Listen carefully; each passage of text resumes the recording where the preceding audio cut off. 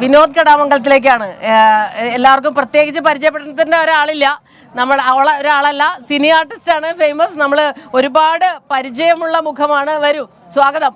വിനോദ് കടാമംഗലം എന്റെ അടുത്ത നാട്ടുകാരനാണ്. ഞാൻ മാഞ്ഞാലിക്കാരിയാണ്. അതെ അതെ, അക്കരയാണെന്ന് മാത്രം.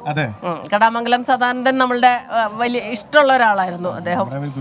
അതെ അതെ, ഗുരുനാഥൻ കൂടിയാണല്ലോ. കഥാപ്രസംഗമായിട്ട് ബന്ധമുണ്ടോ? കഥാപ്രസംഗമായിട്ട് ബന്ധമുണ്ട്, മിമിക്രിയായിട്ട് ബന്ധമുണ്ട്. അതിനേക്കാളപ്പുറം ഈ കലോത്സവമായിട്ട് അതിനേക്കാളേറെ ബന്ധമുണ്ട്. കലോത്സവങ്ങളിൽ പങ്കെടുത്തിട്ടുണ്ട്. 33ാമത് കലോത്സവത്തിലെ മിമിക്രിക്കും കഥാപ്രസംഗത്തിനും ഫസ്റ്റ് എ ഗ്രേഡ് ആയിരുന്നു. അപ്പൊ നല്ല ഓർമ്മകളല്ലേ. പിന്നീട് ഇപ്പൊ 62ാമത് കലോത്സവം വന്നപ്പോ അതിൽ മിമിക്രിയിൽ വിധികർത്താവായിട്ട് വരാൻ കഴിഞ്ഞു. വിധികർത്താവായിരുന്നു. അതിന്റെ ജോലി കഴിഞ്ഞു, അതിന്റെ ഉത്തരവാദിത്വം ഏൽപ്പിച്ചതിന് ശേഷമാണ് വന്നിരിക്കുന്നത്. ശരി, അപ്പൊ നമുക്ക് ഈ താങ്കളുടെ പെർഫോമൻസിലേക്ക് പോയിട്ട് കുറച്ച് കാര്യങ്ങളോട് നമുക്ക് ചോദിച്ചറിയാം.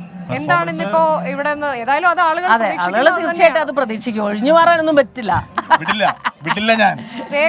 വേഗം ഞാനിപ്പോ പുതിയൊരു ഐറ്റം എന്ന് പറഞ്ഞാൽ നമ്മൾ സ്കിറ്റുകളാണ് കൂടുതൽ ചെയ്യുന്നത്. പക്ഷെ എനിക്ക് ഓർമ്മയുള്ളത് ഞാൻ അന്ന് പണ്ട് ചെയ്തിട്ടുള്ള മിമിക്രി അവതരിപ്പിക്കാം. അതായിരിക്കും ഏറ്റവും ബെറ്റർ. ആ പഴയ കാലത്തേക്ക്. ഇപ്പൊ നമ്മുടെ നാട്ടിലിപ്പോ ജാതീയ ചിന്ത എന്ന് പറയുന്ന മതവർഗീയ ഭീകരമായിട്ട് ഇങ്ങനെ പോയിക്കൊണ്ടിരിക്കുന്നു.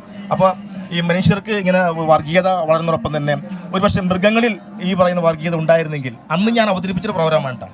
അപ്പൊ ഒരു ഹിന്ദുവിന്റെ വീട്ടിൽ വളരുന്ന ഒരു ആട് കരഞ്ഞാൽ എങ്ങനെയായിരിക്കും? ഓർമ്മയല്ലേ? അപ്പൊ ഒരു ഹിന്ദുവിന്റെ വീട്ടിൽ വളരുന്ന ഒരു ഇതാരപ്പുറം അപ്പുറത്ത് വേറെ പ്രോഗ്രാമല്ലേ.